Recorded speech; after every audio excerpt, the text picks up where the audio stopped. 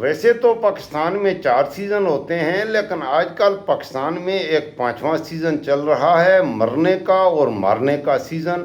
کافی عرصے سے یہ سیزن پاکستان میں چل رہا ہے۔ بلوچستان ہو یا KPK، کشمیر ہو یا گلگت بلتستان، لوگ مر رہے ہیں۔ مرنے والے کو پتہ نہیں میں کیوں مارا جا رہا ہوں، مارنے والے کو پتہ نہیں میں کیوں مار رہا ہوں، لیکن موت کا سیزن چل رہا ہے۔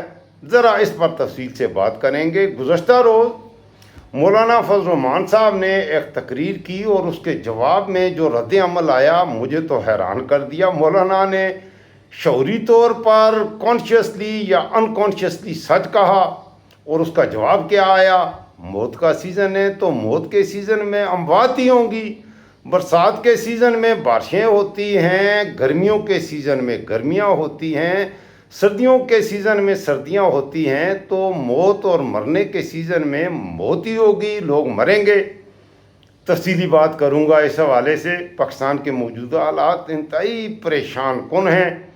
میں آپ کو رانا شہید دوسی کی ایک بہت ہی خوبصورت نظم بھی سناؤں گا، اور چار تقاریر آپ کو سناؤں گا آج کے اس خاص ولاگ میں۔ ایک تو مولانا صاحب کی وہ تقریر جس کے جواب میں اس ملک میں بھونکنے والے کچھ کتے بالکل ہی دیوانے ہو کر بھونکنا شروع کیے ہیں، حالانکہ مولانا صاحب نے کوئی ایسی انوکھی بات نہیں کی۔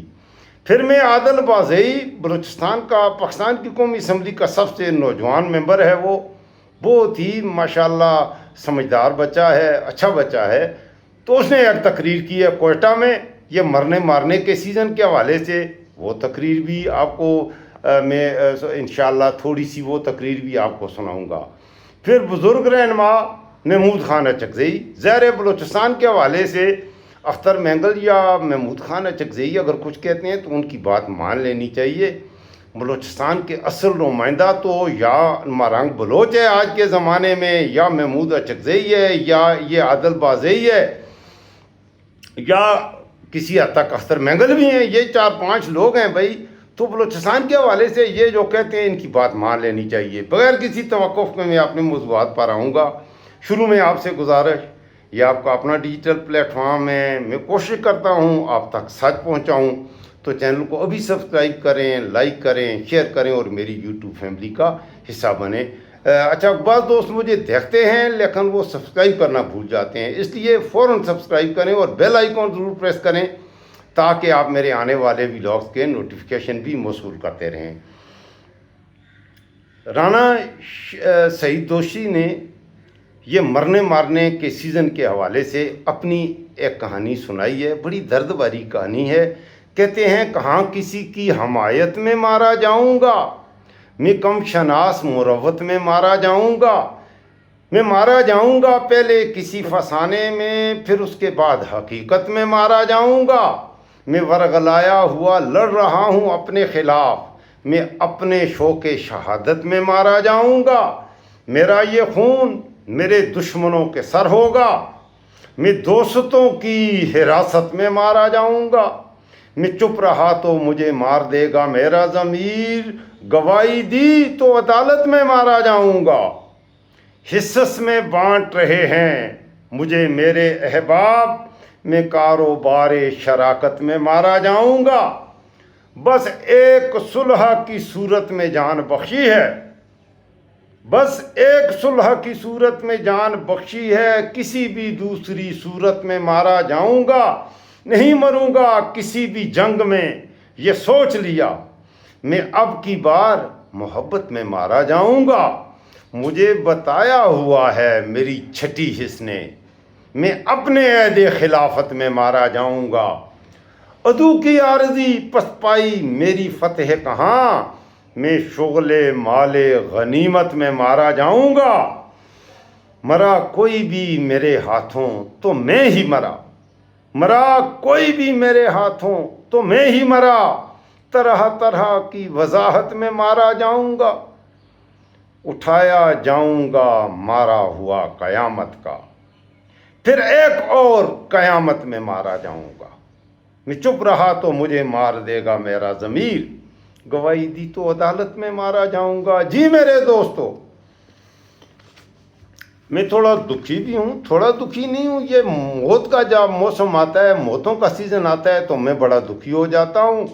بلوچستان میں پولیس کا کوئی میرا بچہ مرے یا میری فوج کا کوئی سپاہی مرے، مجھے دکھ ہوتا ہے. بلوچستان میں جب کوئی میرا بلوچ بھائی غائب ہو جائے تو بھی مجھے دکھ ہوتا ہے. بلوچستان میں میرا کوئی بلوچ بھائی مارا جائے یا بلوچستان کی میری کسی بچی کو سڑکوں پر گھسیٹا جائے یا میرے ملک کے ادارے میرے بلوچیوں کو گھسیٹیں، جیسے مارانگ بلوچ کو ہماری بیٹی کو گھسیٹا گیا، دکھ ہوتا ہے. کشمیر میں جو کچھ ہو رہا ہے تو یہ موسم جو ہوتا ہے، یہ جو مرنے مارنے کا سیزن پاکستان میں آتا ہے تو میں بڑا دکھی ہو جاتا ہوں. اور کافی عرصے سے یہ سیزن چل رہا ہے. ویسے یہاں پر سیزن ایک دو سیزن اور بھی آتے ہیں، وہ مریم نواز کے پنجاب کلچر بھنگڑے کا سیزن بھی ہوتا ہے، گانے بجانے کا، رقص و سرور کا، زرداری کا سیزن ہے، شراب پینے کے سیزن ہیں. یہاں پر کیا کیا کس سیزن کی بات کروں. آج مرنے کی سیزن پر ہی زیادہ بات کریں گے اور آغاز کریں گے. ابھی مولانا فضل الرحمان صاحب نے وہ تقریر جس کی وجہ سے پاکستان کے ایوانوں میں بھی ہلچل ہے، ادارے ہیں کہ مولانا کے پیچھے دوڑ رہے ہیں. یہ وہی مولانا تھے جن کے قدموں میں بیٹھنا بھی شہباز، مریم اور آج یہ بھونکنے والے کتے ثواب درین حاصل کرتے تھے مولانا کے قدموں میں. کچھ ہی عرصہ پہلے مولانا نے غلط کیا کہا یہ سن لیں. میرے خیال میں تو کوئی ایسی بات نہیں کی کہ جس پر اتنے مروڑ اٹھیں. سنیں. میں آرمی چیف سے کہنا چاہتا ہوں کہ آپ بھی کوئی غیر نہیں ہیں،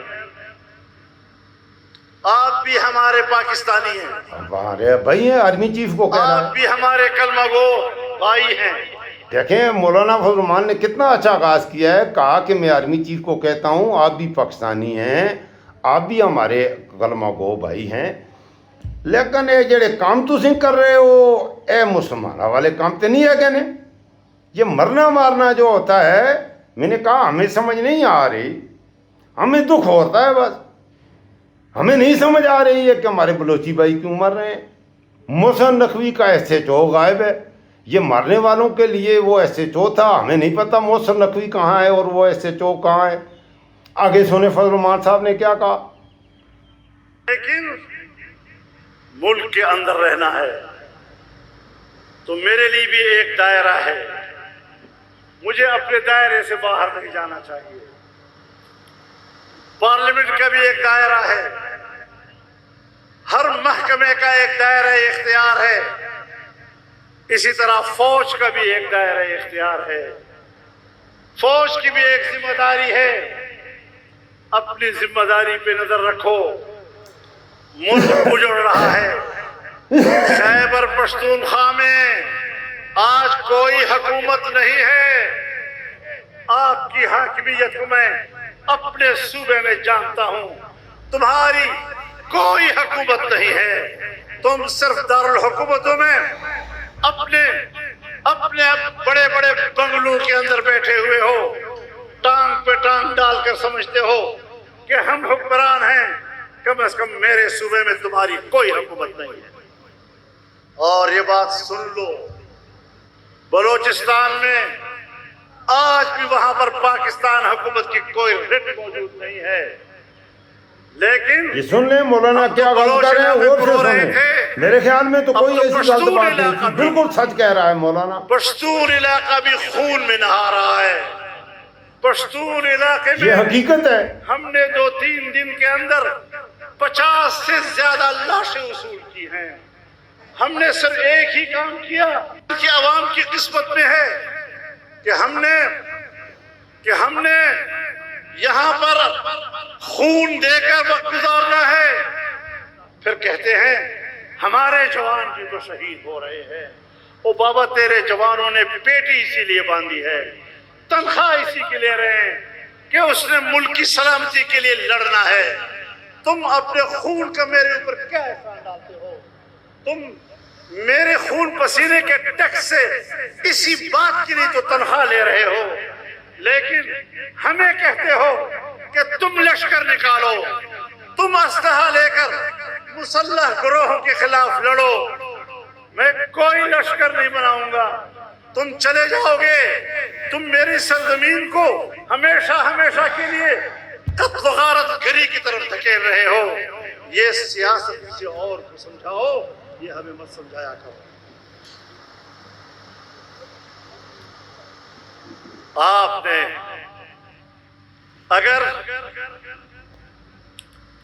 یہ مولانا فضل الرحمان صاحب کی تقریر ہے, اور یہی میرے خیال میں تقریر کا وہ ایسا ہے جس سے مروڑ اٹھے ہیں موجودہ وقت کے حکمرانوں کے پیٹوں میں مروڑ اٹھے ہیں. مولانا فضل الرحمان صاحب سے کافی سارے لوگ ہیں جو اختلاف رکھتے ہیں, میں خود بھی رکھتا ہوں. مولانا صاحب کے طرز سیاست سے ایک تو یہ 27ویں اور 28ویں ترمیم جو ہوئی ہیں, مولانا آج اس کے خلاف اسی تقریر میں آگے انہوں نے زرداری اور بلاول بھٹو کے حوالے سے بھی کچھ کہا ہے. میں کوشش کرتا ہوں اگر آپ کو میں سنا سکوں تو بلاول اور زرداری کے حوالے سے اور ان کے یہاں میں آپ کو سنانے کی کوشش کرتا ہوں. مولانا نے یہ دیکھیں ان کے حوالے سے کیا کہا ہے, پھر میں بات آگے تب کرتا ہوں کہ مولانا ہر آدمی کی زندگی میں کچھ غلطیاں بھی ہوتی ہیں, کچھ اچھی باتیں ہوتی ہیں. یہ مولانا صاحب نے اسی تقریر میں یہ تو آرمی چیف کو مخاطب کر کے کہا کہ آپ اپنے دائرے میں رہو. اب اس نے زرداری اور شہباز شریف کو کیا کہا یہ بھی سن لیں.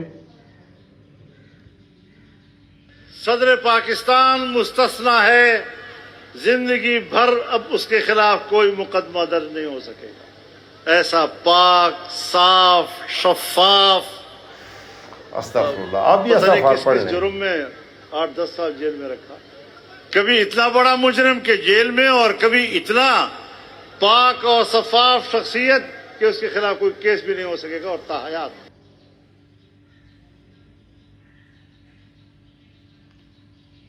اب آپ ایگری کرتے ہیں مولانا صاحب سے, نہیں کرتے, یہ تو آپ کی مرضی.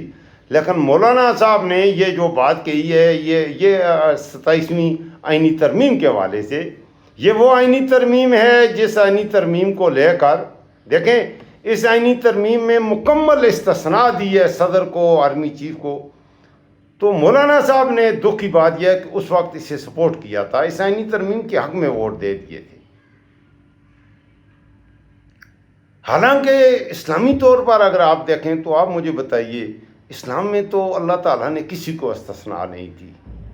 پھر اسلام سے نکلے دنیا کے اور ہندو معاشرہ ہے, کرسچینٹی ہے, جوڈائزم ہے, بدھزم, دنیا میں جتنے بھی مذاہب ہیں یا ایتھیزم ہے یا مذہب سے جن لوگوں کا مذہب بھی کوئی نہیں ہے, جزا اور سزا کے تصور کے بغیر کوئی معاشرہ آگے نہیں بڑھ سکتا. اچھا کام کریں اس کا صلہ آپ کو ملے, اور برا کام ملے اس پر آپ کو کچھ سزا ملے, یہی طریقہ ہوتا ہے دنیا میں, ہر ملک میں یہی طریقہ ہے. اب یہ کیسے ہے کہ ایک آدمی غلط کام کرے لیکن اسے تمام عمر کے لیے کسی انسان کو استثناء نہیں ہے. اور سب سے بڑھ کے تو بات باقیوں کو سب کو چھوڑیں ایک طرف. او یار, ہمارے نبی کریم صلی اللہ علیہ وسلم جن سے تم محبت کا دعویٰ بھرتے ہو, میرے نبی صلی اللہ علیہ وسلم نے نہ اللہ سے اپنے لیے استثناء مانگی بلکہ اپنے آپ کو پیش کیا, کہا کہ مجھ پہ کسی کا حق ہے تو برابر کرو, اس کا حساب لو. اور ایک کام سا صحابی کرتا ہے, کہتا ہے میرا حق ہے. آپ نے مجھے نبی صلی اللہ علیہ وسلم کے کہیں وہ قریب دیکھنے کے لیے قریب ہوا تو نبی صلی اللہ علیہ وسلم نے اسے آگے سے ہٹا دیا کسی وجہ سے. تو کہنے لگا, نبی صلی اللہ علیہ وسلم کے ہاتھ میں اسٹک تھی یا مسواک تھی, تو نبی صلی اللہ علیہ وسلم نے ایسے کر کے اسے ہٹا دیا, کھڑا ہو گیا, کہنے لگا میرا حق ہے آپ پر, آپ نے مجھے مارا, آپ نے مجھے حرم شریف میں آپ نے مجھے چھڑی ماری ہے. نبی کریم صلی اللہ علیہ وسلم نے کہا لے تو بھی مجھے مار. وہ شخص قریب آیا تو اس نے کہا یا رسول اللہ, آپ نے جب میں احرام پہنے ہوئے تھا, آپ نے قمیض پہنی ہوئی ہے, میں آپ میری تو جو پیٹھ تھی ننگی تھی, آپ نے مجھے میرے ننگے جسم پر مارا تھا, آپ کی تو قمیض پہنی ہوئی ہے. نبی صلی اللہ علیہ وسلم نے اپنی قمیض اٹھا دی, چلو آ کر چومنے لگا اور کہا یا رسول اللہ میرا یہ انتقام ہے, ہم اس نبی کے امتی ہیں. اور انہوں نے استثناء دی. اور اس وقت یہ مولانا فضل الرحمان نے بھی, دیکھیں ہم اس نبی کے امتی ہیں, ہمارا نبی کوئی عظمت کے بھی اگر آپ درجے کریں تو عظمت کا جو سب سے اوپر والا درجہ ہے وہاں ہے ہمارا نبی. وہ امام الانبیاء ہیں، محمد صلی اللہ علیہ وآلہ وسلم خاتم النبیین ہیں اور امام الانبیاء ہیں، نبیوں میں سب سے اوپر ہیں، نبیوں کے سردار ہیں، انسانیت کے، اچھا انسانوں کے نہیں، تمام مخلوقات کے سردار ہیں، فرشتے بھی، فرشتوں کے لیے بھی وہ نبی ہیں۔ جبرائیل امین نے کسی سے موت کی، چلیں یہ موضوع کسی اور وقت کریں گے، بات نبی صلی اللہ علیہ وسلم کی بات چھڑ جائے گی تو پھر بات تو ختم ہی نہیں ہوگی اور آپ تھک جائیں گے۔ میں نے آپ کو جلدی جلدی بہت سی باتیں کرنی ہیں، ابھی اب 2 تقریریں بھی سنانی ہیں، تو کسی اور وقت نبی صلی اللہ علیہ وسلم کی شان میں ہم بات کریں گے کہ نبی صلی اللہ علیہ وسلم نے استثناء نہیں لی، صحابہ اکرام نے نہیں لی، کسی انبیاء علیہ السلام نے نہیں لی، تو زرداری استثناء لے گا تو مولانا فضل الرحمان صاحب کیا کہے گا؟ اسے کیا مولانا فضل الرحمان صاحب اس کی تعریف کرے گا؟ تو اس نے کہا ہے یہ استثناء، تو مولانا فضل الرحمان صاحب نے باقاعدہ کھل کے یہ کہا کہ استثناء کسی کو نہیں ہے۔ تو اس حوالے سے جب مولانا صاحب نے استثناء کے حوالے سے بات کی تو یہ بھی انہیں مروڑ ہے، انہیں تکلیف ہے۔ اب مولانا فضل الرحمان سے نکلتے ہیں۔ ملک میں نے کہا موت کا سیزن ہے، مرنے والے کو پتہ نہیں میں مر کیوں رہا ہوں، مرنے والے کو بھی یہ پتہ نہیں ہے کہ میں مار کیوں رہا ہوں۔ پھر جہاں تک شہادت کی بات ہوتی ہے، شہادت تو کی جو موت ہے اس کے لیے تو دعائیں خالد بن ولید رضی اللہ عنہ ہو تو حیات دعائیں، بلکہ تمام صحابہ اکرام شہادت کی موت کے لیے تو لوگ دعائیں کرتے ہیں کہ یا اللہ ہمیں موت آئے تو شہادت کی آئے۔ اس کا مطلب ہے کہ اور اللہ نے فیصلہ کیا ہوا ہے کہ شہید تو ہوتا بھی زندہ ہے۔ اب آپ دیکھیں اسلام کی ابتدائی تاریخ دیکھیں یا عصر حاضر دیکھیں، ایران میں بھی شہادتیں ہوئی ہیں،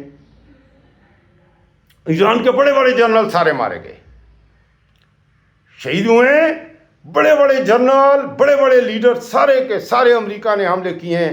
2 مہینے میں ایران میں ہم انہیں شہید مانتے ہیں، وہ شہید ہیں، اپنی قوم کے لیے، اپنے ملک کے لیے انہوں نے جنگ لڑی۔ پاکستان میں ہمارا کوئی لیڈر، کوئی جرنیل کبھی شہید نہیں ہوا۔ آپ مجھے بتا دیں بڑے جرنیلوں میں سے کون جرنیل، ان کا کوئی بچہ، نواز شریف، اس کے خاندان کا کوئی ایک آدمی بتا دیں۔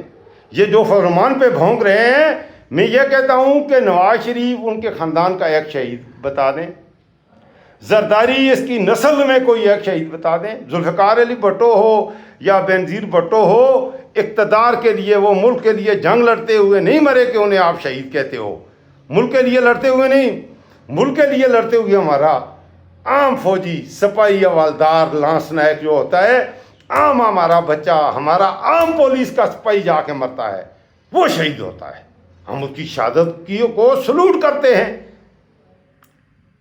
تنخواہ جو بھی کرتا ہے، دیکھیں مولانا نے یہ تنخواہ کا لفظ شاید وہ نہ استعمال کرتے کہ یہ تنخواہ لیتے ہیں، چلو لیکن تنخواہ لیتے ہیں، یہ مولانا نے کوئی جھوٹ نہیں کہا۔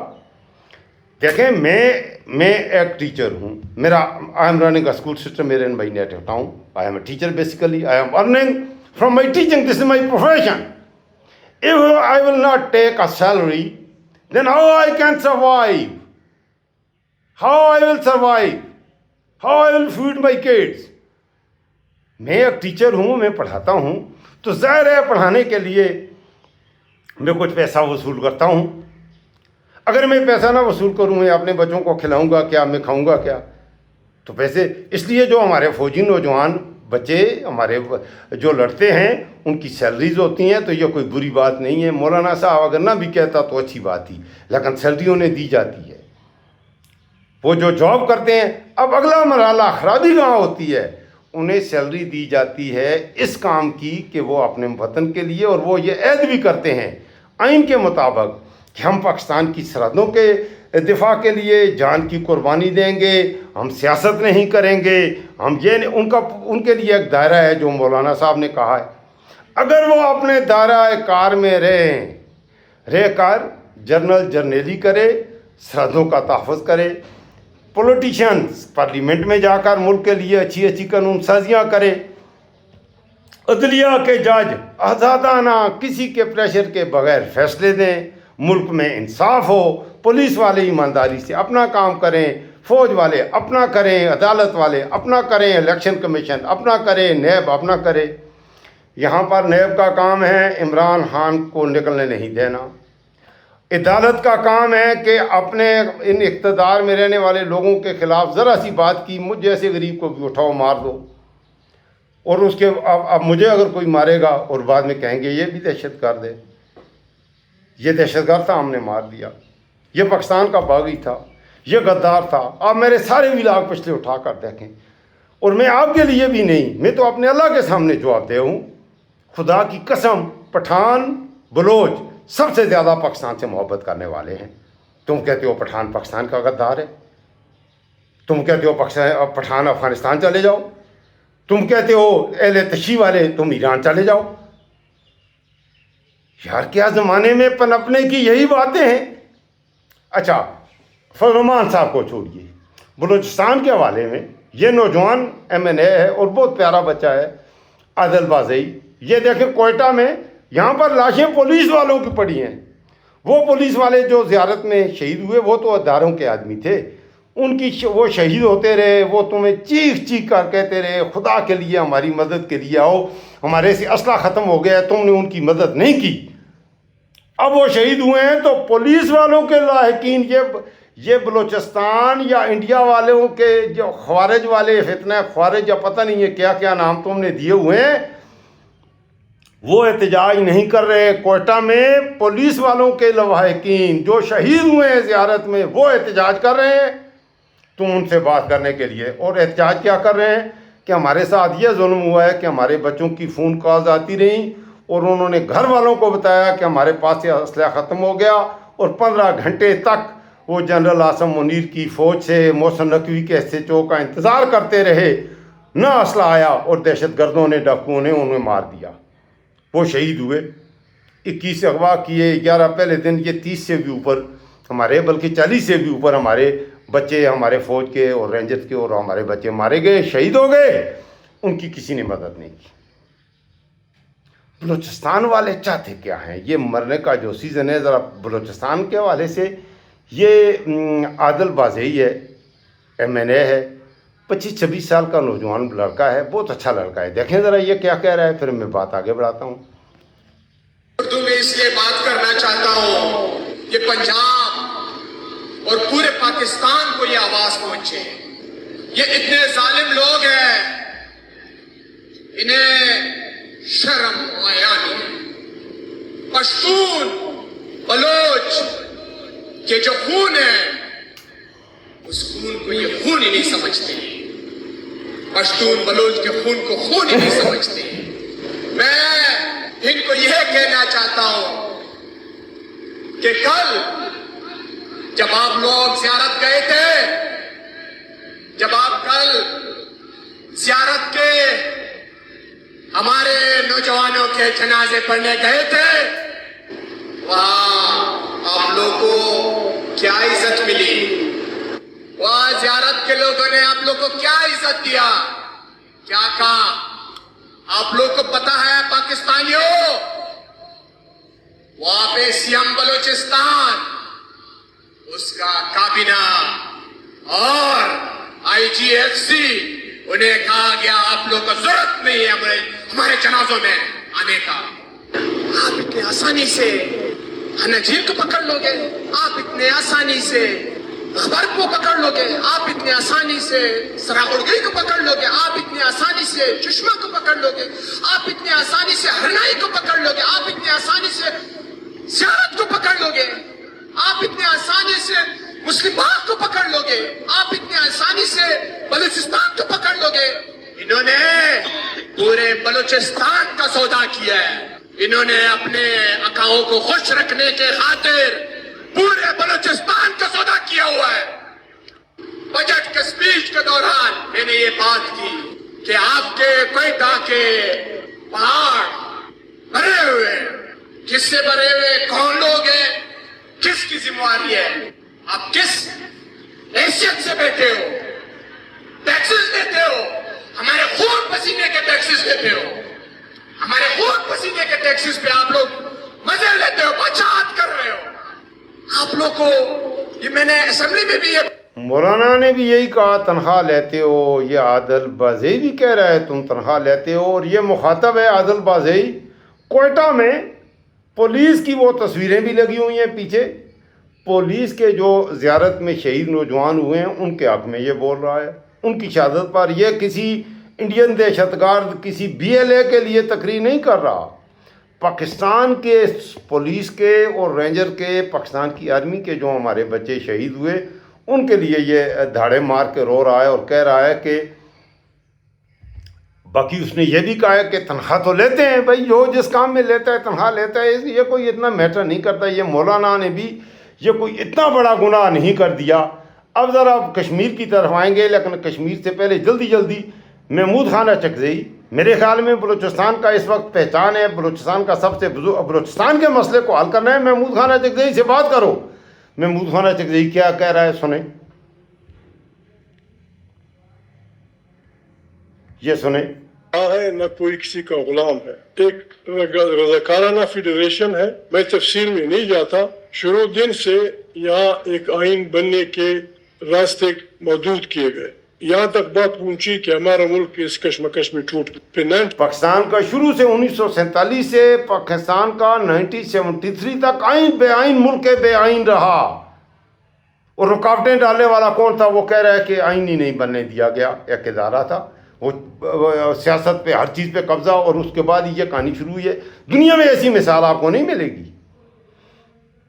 دنیا کے کسی سنگل ایک کنٹری کی مثال بھی آپ کو نہیں ملے گی جہاں کا وزیر اعظم, دنیا کے دوسرے ملکوں کے وزیر اعظم ہیں, ان کا دائرہ اختیار کیا ہے, وہاں کے ججز کا دائرہ اختیار کیا ہے, پارلیمانی ڈیموکریسی میں کیا ہے, اور بادشاہت میں کیا ہے, مارشلا میں کیا ہے. ایسا تو مارشلا میں بھی نہیں ہے. یہ تو کوئی اور ہی چیز ہے. مارشلا تو وہ چھوٹی سی چیز ہے.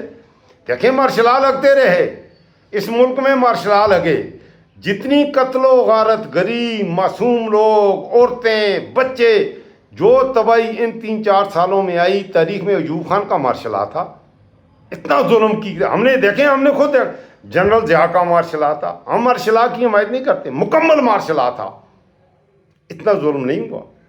پرویز مشرف کا تھا. پرویز مشرف تو میں کہتا ہوں اس کی عظمت کو تو ہم سلوٹ کرتے ہیں, وہ بھی جنرل ہے. ہم کہتے ہیں کہ پرویز مشرف بہت ہی کیوں دیکھیں, پہلی بات یہ ہے کہ آپ اس ملک میں ہر شعبے میں شفافیت لائیں. اچھا ہے برا ہے, آپ کا سب سے بڑی بات آپ کے 2 ادارے ہیں, الیکشن کمیشن آف پاکستان اور پاکستان کی سپریم کورٹ. ان کے پاس آپ ان سے اختیارات ہی چھین رہے ہو. سپریم کورٹ کے اوپر آپ نے کانسٹیٹیوشنل کورٹ, آئینی عدالت بنا دی ہے. اس ملک سے آپ نے انصاف کو بالکل قتل کر دیا. انصاف کو آپ نے صرف ہے کہ عمران خان کو سزا دینے کے لیے آپ نے یہ نئی کورٹ بنائی ہے, کانسٹیٹیوشنل کورٹ, تاکہ سپریم کورٹ کو یہ عمران خان کے حق میں فیصلہ نہ دے دے. عمران خان کے کیس میرٹ میں اسلام آباد ہائی کورٹ سے اسے انصاف دے دو, چھوڑو اگلی کورٹوں کو. لیکن نہیں, ایک عدالت میں 3 سال لگا کے اس کو تھکانا ہے, اس کی بہنوں کو سڑکوں پہ ذلیل کرنا ہے. اگر گناہ گار ہے, میں کہتا ہوں عمران خان نے اگر گناہ کیا ہے جس کی سزا بنتی ہے 5 سال, اسے سزا دو 50 سال. عمران خان نے گناہ کیا ہے, اسے سزا بنتی ہے موت کی. ایک بار نہیں 20 بار سزا موت دو. لیکن یہ جو تماشا تم نے عدلیہ کا, اس طرح انصاف ہوتا ہے؟ کوئی اس بات کو ماننے کے لیے تیار نہیں. تم نے کہا کہ عمران خان نے گھڑی چوری کی ہے, عمران خان چوری کرے گا تو عمران خان گھڑی چوری کرے گا. تمہیں شرم نہیں آئی؟ تم نے ایسے الزامات اس پہ لگائے. اور اب القادر ٹرسٹ یونیورسٹی, بالکل آپ جا کے دینا سے ذرا آگے جائیں, جہلم آپ کو نظر آئے گی. ایک پیسہ بھی عمران خان نے اس یونیورسٹی کے پیسوں میں سے نہیں کھایا.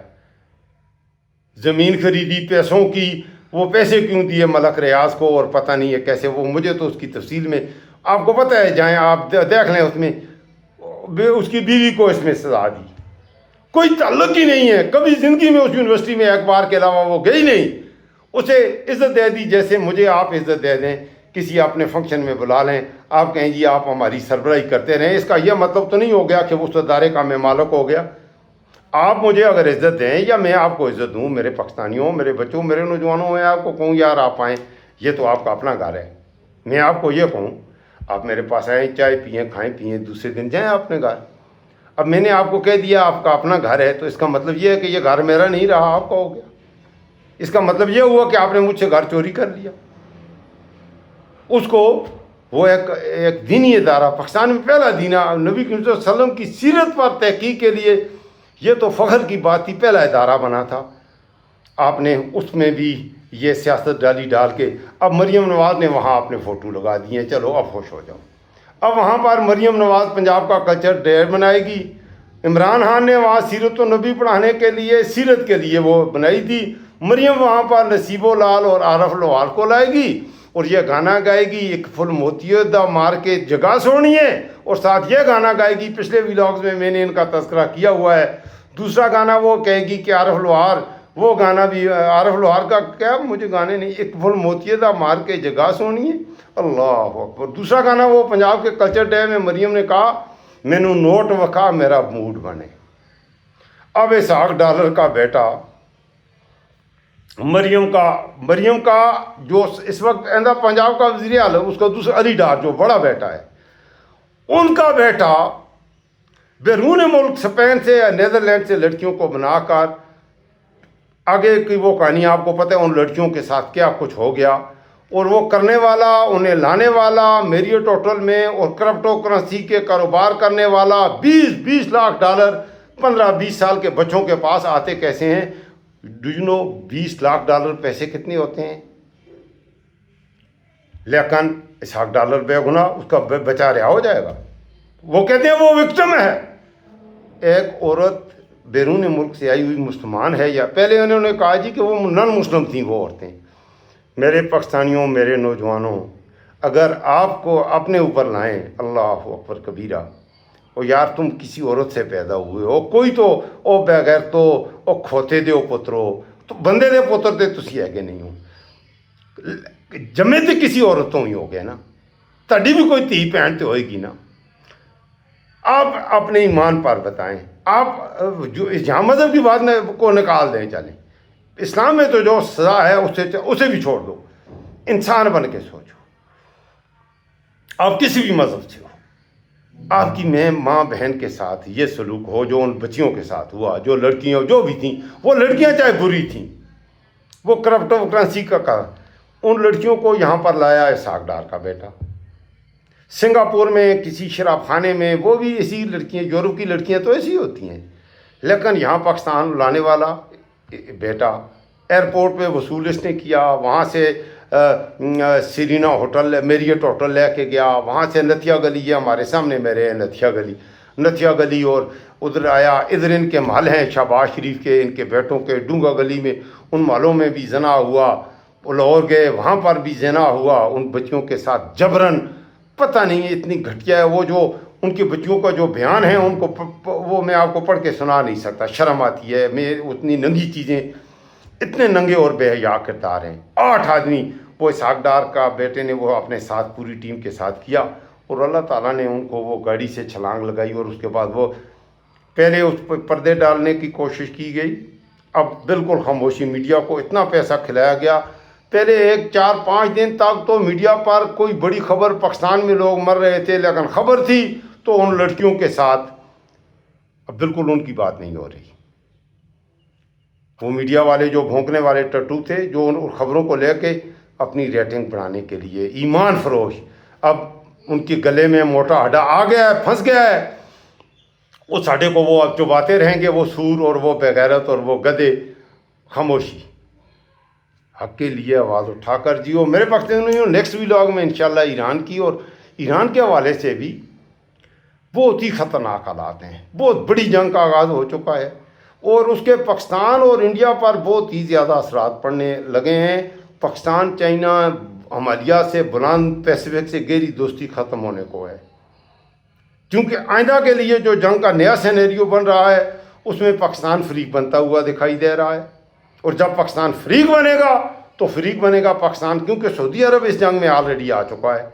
تو نیکسٹ ویلاگ میں انشاءاللہ سعودی عرب, یمن میں حوثیوں کا کیا ہو رہا ہے, اور بحیرہ ہرمز کے بعد باب المندوب بھی بند ہو رہا ہے, اس کے کیا اثرات آئیں گے, ڈونلڈ ٹرمپ کیا کر رہا ہے, روس کے ایٹمی ہتھیار سنا ہے ایران پہنچائے ہیں. تو یہ آگے کی یہ جنگ کس طرف جا رہی ہے انشاءاللہ نیکسٹ ولاگ میں. اس وقت مجھے اجازت دیجیے. اگر آپ نے ابھی تک چینل کو سبسکرائب نہیں کیا تو ضرور سبسکرائب کیجیے اور میری یوٹیوب فیملی کا حصہ بنیے. اللہ حافظ.